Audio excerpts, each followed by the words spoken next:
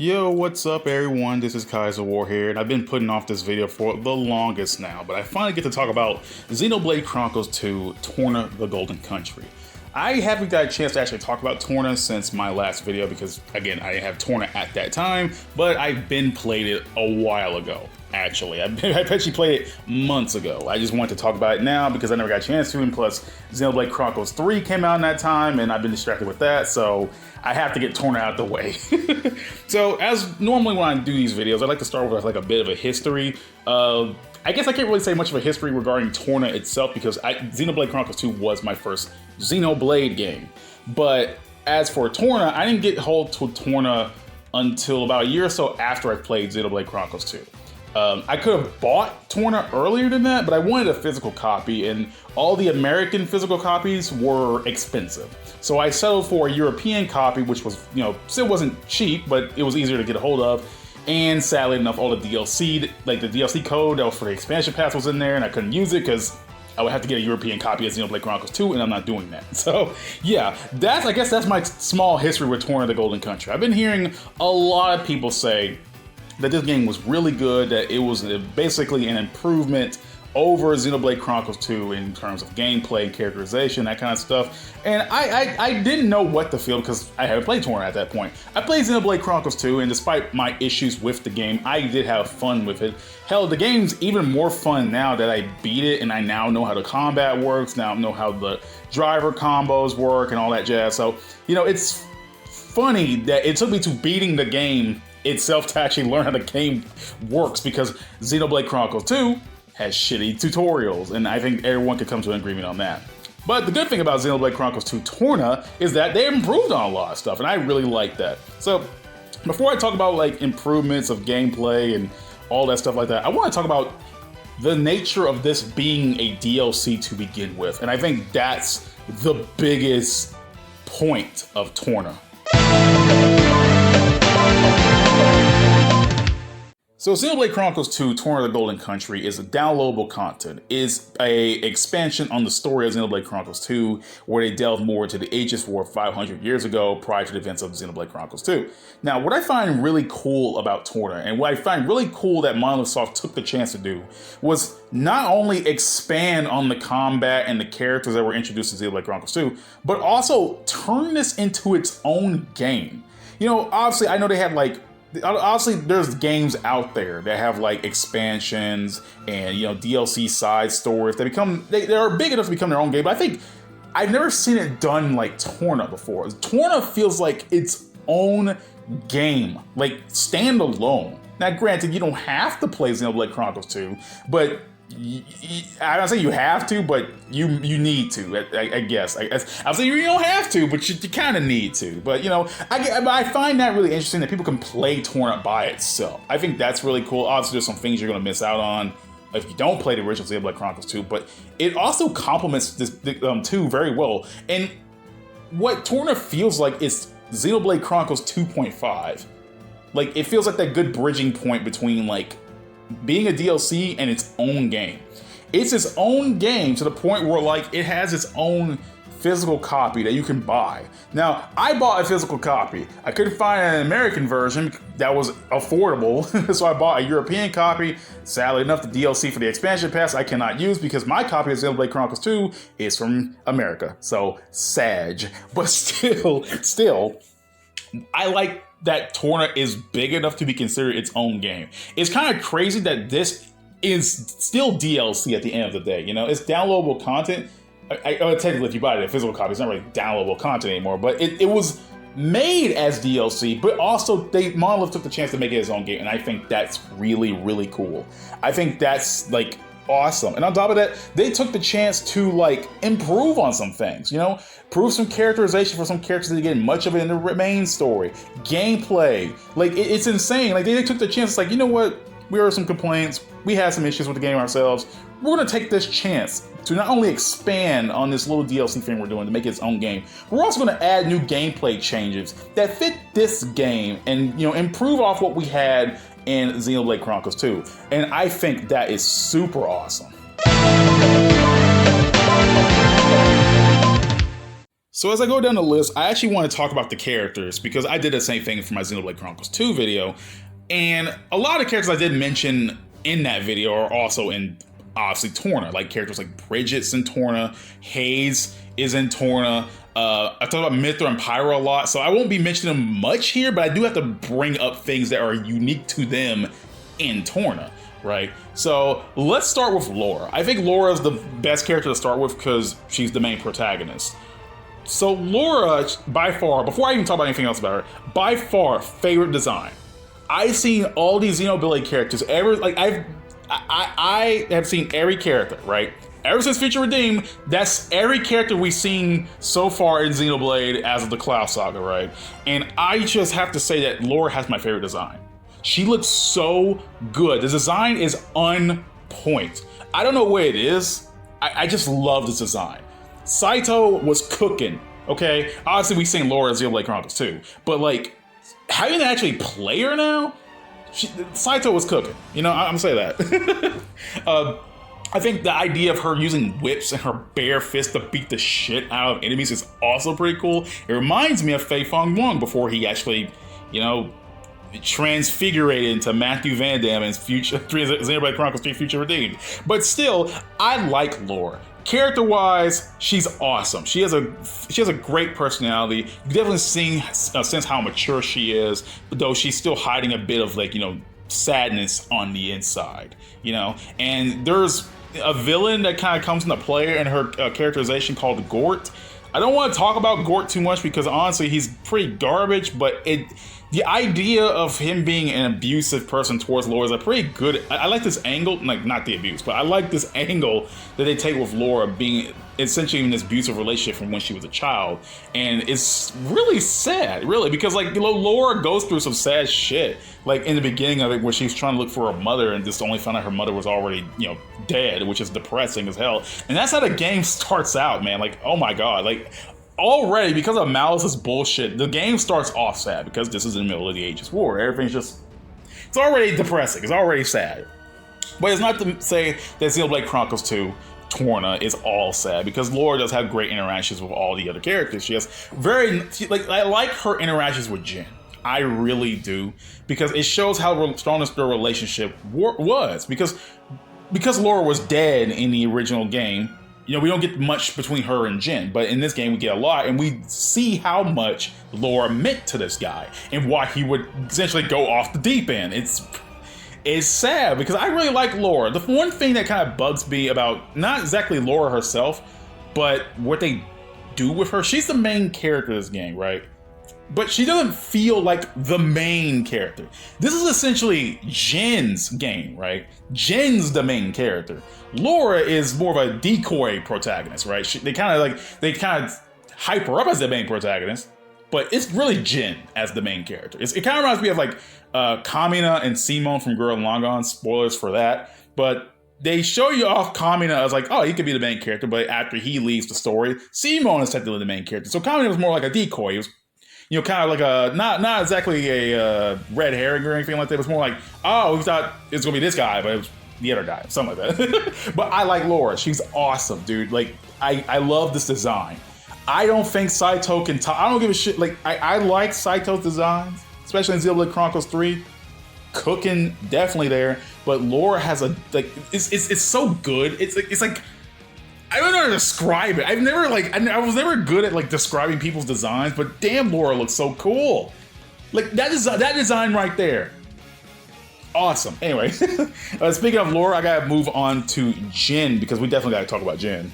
So Jin, one of the main villains of Xenoblade Chronicles 2, one of the more prominent main villains, is actually one of the main characters, one of the main heroes in Torna.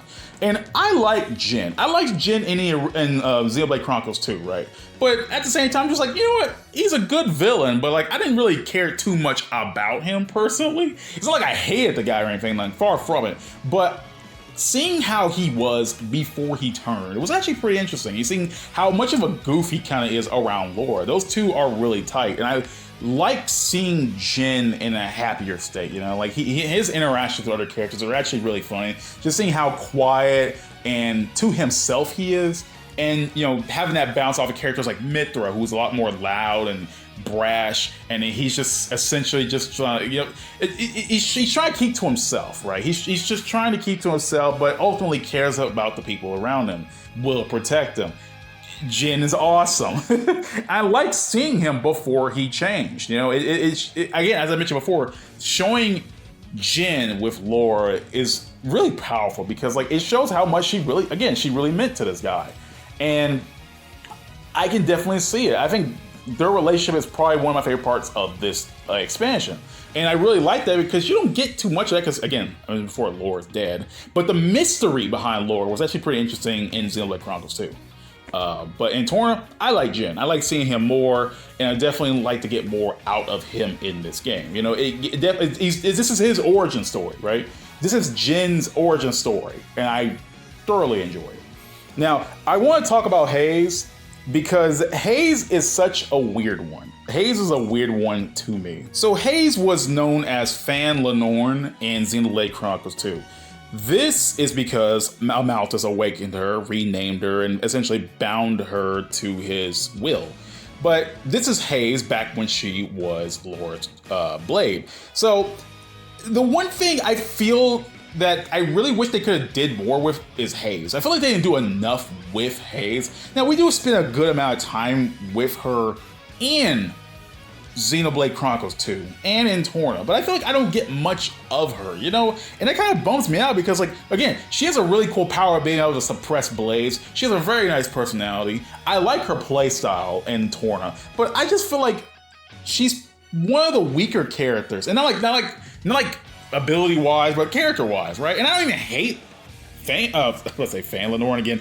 I don't even hate Haze. But at the same time, I really wish we could have got more of her, Everyone else in the cast, barring some characters, do have a lot to them. And I really wish we could see more bonding moments between her and Laura, right? That's the one thing I feel like that's missing is that we don't get much of Haze and Laura's relationship together. We get more Jin and Laura because, those two are essentially bound to the hip at this point. But we don't get much of Haze and Laura. And I think that kind of sucks. We don't get much of Haze and the other characters too. It's kind of sad, really. Because I wanted to see what they were going to do more with Haze in this expansion, but I mean, I'm sure if I probably miss a lot of the Haze stuff and maybe some side quests if they ever had them. I tried to do every side quest I could. I tried to see everything I could because, again, Torna's not very long. You can make it longer if you do all side quests, but after doing all that, I just didn't get much of Haze. And granted, I like her.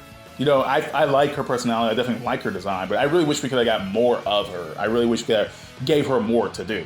And definitely have more scenes of her and Laura. I think that's missing from this game, dude. Now we move on to Team Adam. And honestly, we gotta start with Adam himself, because Adam was just some guy in Xenoblade Chronicles. Yeah, he's a legendary hero, used the Aegis, fought in the Aegis War, lovely guy, but we don't know much of Adam there. He's just a cloaked figure that's dropping ledges and everything. You get that dumbass boss fighting him in the Spirit Crucible, and all you hear is Rogue, Everbro, all that shit. All you do is hear him there. But I like Adam. He's a goober. He's essentially an older, more mature Rex, but at the same time, keeps being a goober, and I like that. Adam's funny. He's really funny. You definitely see he has years of maturity on him, but he's not afraid to be fun. He's like Zeke, And again, I guess that goes to show, why Zeke idolized Adam so much. A lot of people idolize Adam, but you definitely see the parallels between Rex, Zeke, and Adam. I like this guy. He's fun. First of all, he's really fun to play as. Second of all, I like his design. Third of all, I really wish that we could have got more of Adam, right? More of him. We got a lot of him, but we don't know much of his because his family life. He has a wife, right? And I really wish we could have got more stuff between him and his wife, because we don't know much of Lady Origo. We don't get to see anything of her, which is sad, because I would have loved to see some moments of him being with his wife. I would love to see Adam's wife to begin with. You can't just have a character come in and oh yeah, I got a wife and a whole nother life, and we don't get nothing of that. That sucks, but whatever. At least we got more of Adam, At least he's a playable character, because of course he's fun. I like the guy. So yeah, Adam's awesome. And it's nice to see the parallels between him and Rex. And it's nice to see how he handles situations. He can goof off a lot, But at the same time, Adam knows when to get serious, and I really enjoy that about him. And it shows that even he had to struggle, right? He was built up as like this legend, and built up as this legend. But at the same time, Adam even has to like come to the grips of handling the Aegis War. He's putting everything on himself, and it shows that like near the end of the game, he couldn't handle all of it by himself at all. And like it shows, it's really, it's kind of sad though. It's kind of sad to see that this happy guy just kind of not break at the end of the game, but the situation has got to the point where he couldn't handle it anymore, and I think that's really sad, but I like Adam. Now we move on to Mythra. So the thing is, when I was playing Xenoblade Chronicles 2 for the very first time, I clowned on Mythra. Honestly, I was a piece of shit to Mythra. I can admit that. Over the course of the game, she grew on me. But like when she was, starting off, I just did not like her. I was on Team Pyre all the way. I just did not like Mythra at first. But over time, I started to grow to like her. She grew on me, right? So, but it wasn't all the way, like she grew on me. I learned about her, just very, very real depression. And she grew on me. She didn't grow on me all the way because I still like Pyra more from a design point and just character-wise as a whole. But Mythra definitely started off rough for me, but definitely became one of my favorite characters in the game. So Torna comes out swinging with my favorite Mythra, and because like I really like Mythra in this game specifically for how she just feels like a bratty teenager, right? I like this because like it shows like it's kind of like a funny dynamic between like Mythra and every other character where they treat her like a child because she acts very childish. Like you even see her in her gameplay, she's just roughly swinging her blade, just slamming down on things. She doesn't have the grace and refinement she does in Xenoblade Chronicles 2. This is 500 years ago where Mythra was just awakened, so she's kind of like she's like baby Mythra at this point. So she's like, I like this Mythra, and everyone around her just like clowns on her, and it's really funny. I know a lot of people I know some people like Mythra and Torna, and I do too. And I find like the interactions between her and a lot of other characters is funny, especially when you go to like camp, and like all her pouch items are like questionable. Like obviously we know Mythra, sucks at cooking as well, and like we get to see more scenes of her being Garbo at cooking, which I find funny. And granted, it's not like it's not a joke that you run to the ground too often, but you can get kind of annoyed or something like that, but I don't think so. Like it's just how over the top Mythra is in this game. She's just a brat. And I think that's super hilarious. That this all-powerful weapon, the Aegis, the one that sunk 3 Titans to the Cloud Sea's bed, is just this. And I think that's really funny. And like, playing this game makes me appreciate Mythra and Xenoblade Chronicles 2 a lot more, because considering what she did, and her fight against Malos and how she did sink the 3 Titans, and just showing how really, unprepared and unready she was. Like just how bad everything went for her in this game. It's sad. It's really sad. And I was like, damn, no wonder she was mega depressed in Xenoblade Chronicles 2. I can say now. And this game definitely makes me appreciate Mythra more. So I'm glad to play with Torna, because honestly, if I didn't play Torna, I probably would still be thinking the same way of Mythra. But now I see why. Now I see why people really like Mythra. Even after Xenoblade Chronicles, like the base Xenoblade 2, now I definitely see why people like Mythra so much. She's definitely one of the favorites, and I totally agree. Now, Menoth is a tough character to bring up. Now, Cole the Blade back in Xenoblade Chronicles 2, I couldn't really say much about him. It's Cole, you really don't see him too much. And I don't have much to say about Menoth, really. He's like Haze to me, where you know him in Xenoblade 2, but you don't get much from him. And I think he's cool. Don't get me wrong, he has a cool design. His gameplay is awesome, right? He's a goddamn dancing cowboy, like I don't know, with wielding blades. I don't know what to even call Minoff. He just looks awesome. You know, looking at him more, he kind of gives me that Fei Fong Wong look, but you know, a lot of characters starting to look like Fei. Thanks a lot, Takahashi. God damn it. But still, I don't know really much to say about Minoff. I got nothing. I like him. That's all I can really say. I don't like leaving some character pages off like this. Like, I don't like leaving certain character segments off. I just like this character and call it square. But I don't know, man. Nothing wrong with Minoff. I don't have much to say. He's cool looking. That's all I can say.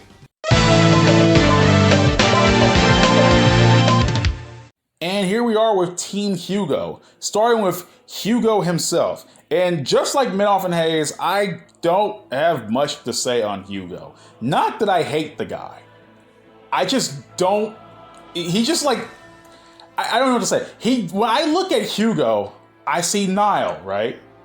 Obviously, ancestry. But like, I don't know what to say about Hugo. I don't think much of him, right? Like, that's the thing, though. I don't think much of him. Like, I look at his design and I don't really think much of him. I hear his voice. That voice really sticks out, though. Hugo's voice really definitely sticks out to me. I like his, what's the word? I like where the Ardanian soldiers and Morag get their quotes and stuff from. It's all from Hugo. I think if I remember correctly, one of Morag's lines was like, "This is like about years of training." I'm trying to remember. This is a culmination of years of training, if I remember correctly. And Hugo says, "This is the culmination of years of sovereignty," and I think that's super cool. And also the Ardanian soldiers, when they spam, "You're done, you're done, you're done." Hugo says that in battle. It's like, "You're done," and I think that's pretty cool. I like to it's subtle. But it's so cool to where like the Ardanian line get all their influence from. It's from Hugo, which is insane. I love it. But outside of that, I don't know. I really don't think much of Hugo. He's a good guy. Don't get me wrong. He's a cool guy. I have nothing to bring up. That's pretty much. Even his design is just Nile with armor. So I can't. It's just Nile with armor.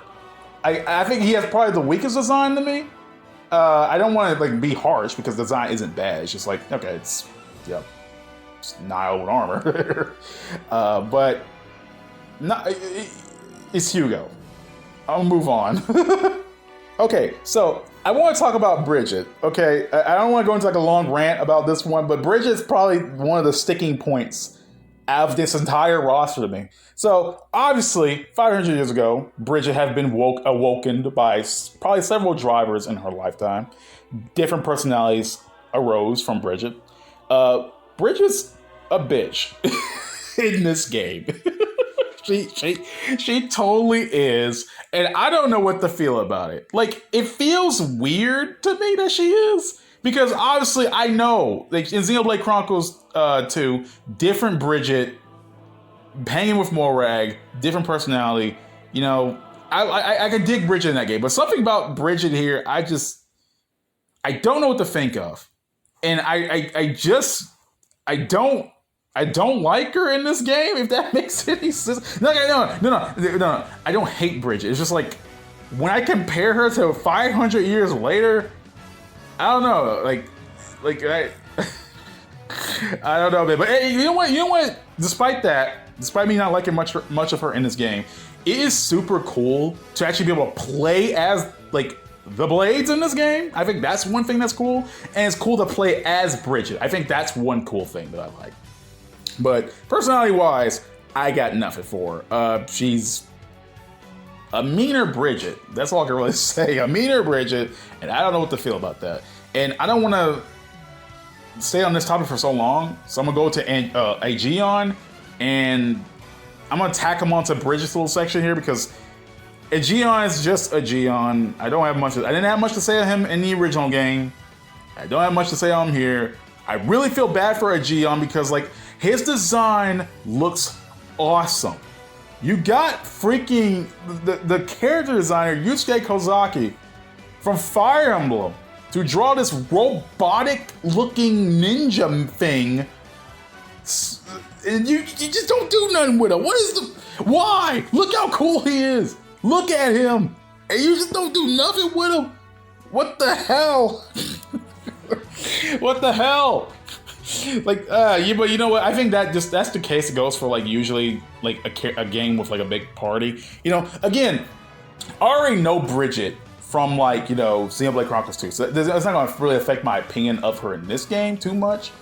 I don't like her in this game too much. I still like Bridget as a whole, right? And I'm not saying some of these characters are hit or miss. I just wish that characters like Hayes, Minoff, and Ji-young got way more to work with, and Hugo. So, you know, I guess this roster is like not a hit or miss or anything, but it's more like I like half the roster. There's 9 characters in total, right? I like 5 of the 9, so that leaves just 4 left. 4 that I don't even hate. It's just more like I wish they could have done more with them, and that's that. The cast is all right. That's all I can really say. Laura and Jin and Mithra and Adam are my standouts. Everyone else is okay enough. Now we're going to go into the soundtrack, which I don't think I really needed to mention here because the soundtrack only introduces, I think, 11 new songs to the game. But I do like this whole jazzy era that Xenoblade Chronicles introduced with this game. Because every time they want to do an expansion, let's just add jazz. And they did a damn good job. Like, the main battle theme for Torna is just, like... That shit was stuck in my head way before I even got a chance to play Torna. The Torna's battle theme combined with goddamn the trailer for Xenoblade Chronicles 3, that was enough incentive for me to even play Xenoblade Chronicles to begin with. Torna's battle theme is insane, dude. Holy shit. And I think there's like one other song I like in the soundtrack, and that is Over Despair and Animus, or Over Animus and Despair. I can't remember how order it goes, but I noticed this is Malos' boss theme in this game, and it's a remix of a Malthus' theme from the original Xenoblade Chronicles 2, which is also really good. That song took me a while to grow on me, but it was pretty good. The one thing that bums me out is that there's like no night sounds, like no night music for like old era Gormont and other places, and it kind of bums me out because like, damn man, it would have been nice to get some night jazz. But the soundtrack for what it is actually pretty cool. I really wish that they kept doing more with this because like they did it in Torna. They added more songs for Future Connect and stuff like that. But like you play Future Redeemed, and you're like, damn, they only did that. They didn't introduce that many songs. They did, but like not too many. And I really wish they, did more with that. But I'm not complaining. But the soundtrack's awesome. That's I just wanted to add this little footnote in here because I feel like I needed to mention it. My 2 favorite songs of the soundtrack is also the battle thing because holy shit, and Over Despair and Animus. I think that's how you say it. I can't remember the song. I will have to pull up the song right now, and I don't want to do that while I'm recording. But yeah, soundtrack's good. And now we get to talk about the gameplay changes. Now, I won't go into like big, extensive length about this because a lot of the gameplay stuff is also in Xenoblade Chronicles 2. But they did add some improvements. For one, they gave this game an actual goddamn tutorial. A tutorial that meant something. Because, again, a lot of people's massive complaints, including my own, were that the tutorials in Xenoblade Chronicles 2 were terrible and misleading. Very terrible and very misleading. But the one thing I really, really like about this game is that Microsoft took criticism to heart, and they decided, it's like, you know what, we're gonna put actual goddamn tutorials in here. Tutorials that you can actually go look back on if you're confused. And that's awesome. Honestly, I really wish they would have patched in these tutorials for the base game. I feel like that would have, honestly, I feel like that would have been a lot of trouble, but like, what the hell, dude? They could have just did that. It's right there. What the hell? But anyway, whatever. But I like that they add tutorials because now I actually know how the gameplay works. Honestly, it took, like, remember I mentioned before how I played Xenoblade Chronicles 2 and now I know how the gameplay works? Torna was a large contributing factor to that, and also the YouTube videos. But playing Torna actually gave me, like, some perspective on the original gameplay of Xenoblade Chronicles 2. I'm like, oh, okay. So a big thing in this game is Vanguard switching and rear guard arts. Basically, the Vanguard's in the front and the rear guard's in the back, and you can swap between the two. So let's say, like, Laura's the Vanguard. She's in the front doing all the shit, and Jin's the Blade in the back doing the rear guard arts. But you can swap between them so that Jin will be in the front as the Vanguard and Laura will be in the back as the rear guard. And I think that's pretty cool because not only it gives you a lot more variety with using your blades, because obviously in Xenoblade Chronicles 2 you couldn't switch between your party members at all or your blades, but it also lets you switch between all your party members. Now you can't do so with everyone in battle, but you can switch between everyone in the open world. So that's awesome. Like, I can walk around as Laura and then just like, what if I want to be Haze right now? I can just press the up button on my goddamn controller and just switch to Haze. Or if I want to switch to Jin while I'm Haze, because Jin's the other blade next to Haze, I could just hit the left button and boom, I'm Jin now. Awesome. I think that's pretty cool because like, it lets you walk around as the damn blades and play as the blades. I think that's really cool. Like, that's one thing I kind of wish they could have done in Xenoblade Chronicles 2, but I feel like that would have been like painful. Like, a lot of work considering how many blades are in that game. Like, ugh. Like, I want to walk around with one of my freaking animal common blades. But seriously though, like, I like being able just to traverse through the world as like other characters. Like, I can walk around as Mithra. I can walk around as Bridge. I can walk around as freaking Aegeon. That's awesome. Like, what the hell? That's something. It's something small, but I think it's really cool, and it does open up the gameplay variety a lot. Because in this game, I actually took the time to go out and get the goddamn affinity charts. Like in Xenoblade Chronicles 2, every blade has an affinity chart, and I was not about that life. That's too much goddamn work. And I was like, I'm not even gonna bother doing this shit. Now, I didn't get all the affinity charts in Torna, but the fact that I could is actually pretty awesome. Because like, I just wasn't about that life. I was not gonna spend hours upon hours doing all that shit, especially for every blade. I haven't done a single blade quest in Xenoblade Chronicles 2 because of this whole affinity shit. I hated it. Like, I didn't exactly hate it, but I only did a few. I never did any blade quests, so I just kind of just gave up on doing it. I was like, F this shit. But like, because how small Torna is, I'm able to feasibly, in Less Blades, I'm able to feasibly actually look at the affinity chart and think, so I should just go here and kill this enemy set amount of times, or go here and feed Haze this thing, or go here and give Minoff this pouch item, that kind of shit. And I think that's pretty cool. Like, I like because how small Torna is, I'm able to do things, like, I'm able to do a lot of things I couldn't do in Xenoblade Chronicles 2, because like, yeah, that's content, a lot of things you can do, but at the same time, I'm just like, that's too much work. That's just too much busy work, that kind of thing. So like, I was able to actually, get a lot of the characters' affinity charts unlocked without even having to try in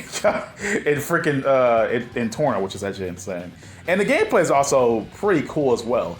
As I mentioned before, there was the rear guard, Vanguard art stuff, but one thing I like about how Torna did with the combat system is with the orbs. Now, in Xenoblade Chronicles 2, you have to place orbs on enemies, and you can break all those orbs in order to do critical damage, to up your damage ratio and do more damage to the enemy, that kind of stuff.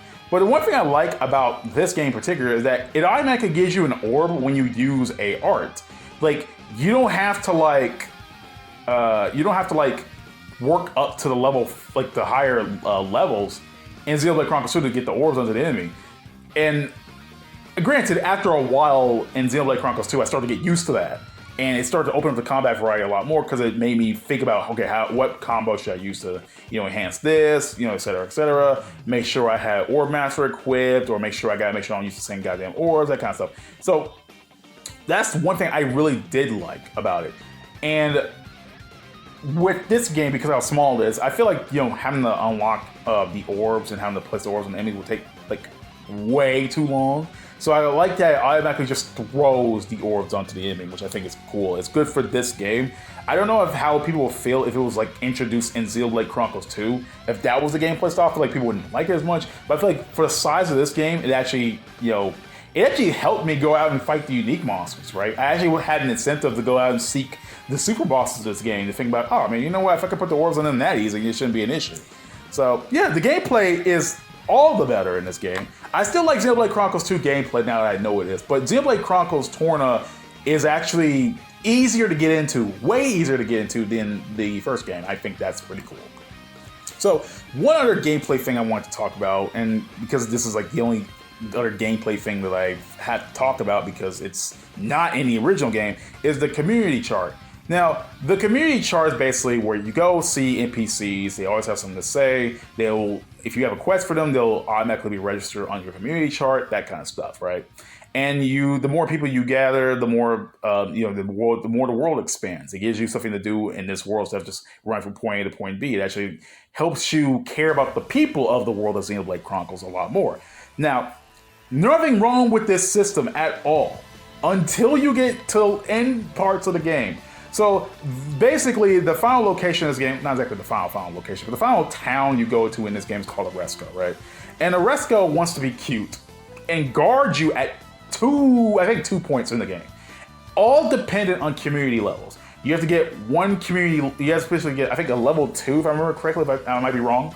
You have to get a level 2 community in order to actually do the mid part where the Malus has an invasion on the city of Oresco, fend them off, etc., etc. And if you want to commence the final battle with Malos, you have to get a level 4 community. And you get one community support for every side quest you do. So this game essentially is forcing you to do the side quests. Now, I didn't have an issue with this at first. I knew the complaints. I heard a lot of people complaining about it. Because I heard a lot of people complaining oh yeah, we gotta do all these side quests to get here. I was like, you know what? I'll do the side quests anyway. I was like, okay, no big deal. I do that. I like to do the side quests when I get available to them. It wasn't a big deal at first until I saw how many side quests I had to do. How many people I had to register in order to even get to the level 4 block. That took way longer than it should because I was already a few hours in Xenoblade Chronicles Torna, right? I wasn't that too far into the game. I was about 10 hours or so. I made 10 hours in before I got hit by the community level 4 block because I was at community level 2. I was like, okay, I think I'm done doing side quests around this time. Let's go fight Malos. Just to realize I gotta get a bunch of goddamn more supporters for the community chart in order to finish that so I can fight the final boss. And it was annoying. It took me way longer to do that, right? And the game didn't turn me off at any point, but I had to take a break. Because doing all the side quests in a row were I'm not doing this anymore. And I'm not opposed to a game with a bunch of side quests, right? I played a lot of Final Fantasy 13 Lightning Returns. Well, it's Lightning Returns Final Fantasy 13, but I wanted to... Whatever. Anyway, that game is nothing but side quests. So why am I complaining about it in Xenoblade than this game? Now, the thing is with the side quests in that game, you can just do them at your leisure. Now, granted, your stats come from those side quests. You really have to do them, but you can do any one of them at your leisure, despite the time-sensitive ones, which aren't that many. This game actively prevents you from doing the main story until you do the side quests. A lot of them. And it prevents you from beating the game until you do the side quests, which I think that's really... It's stupid. I hate that. But eventually I got over it. I was like, you know what? Whatever. I got to do these side quests anyway. Who knows? I might get some cool items out of it. I might get some funny dialogue for some characters. Whatever. And so I did the community chart and got that over with. It was painful. Painful, but doable. So I can definitely understand the complaints. I did not like that because it forces you to do the side quests to prevent you from beating the game. I've never played a game that essentially gate you off. Dude, you gotta do all these side quests, man.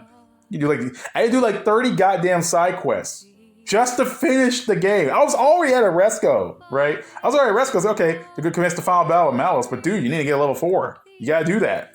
You gotta go do that right now. I'm like, you son of a bitch. You son of a bitch. Don't make me do this. And I did it. So, yeah. Yay. But yeah. Some good things in Xenoblade Chronicles Torna, not the community. Honestly, the community lock-off gate is probably the only negative I have about this game. Everything else has been nothing but positives, right? Nothing but positives about this game. So yeah, I think that's the last thing I wanted to talk about in regards to Xenoblade Chronicles 2: Torna the Golden Country.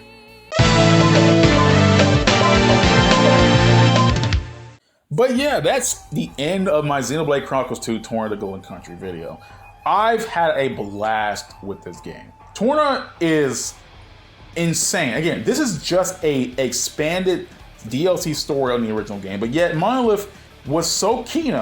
They thought this would be the funniest thing. It's like, hey guys, what if we just made like one of the best Switch games out of our DLC, make it physical so people can buy it, and just make people blow their collective minds. And they did it. It's insane.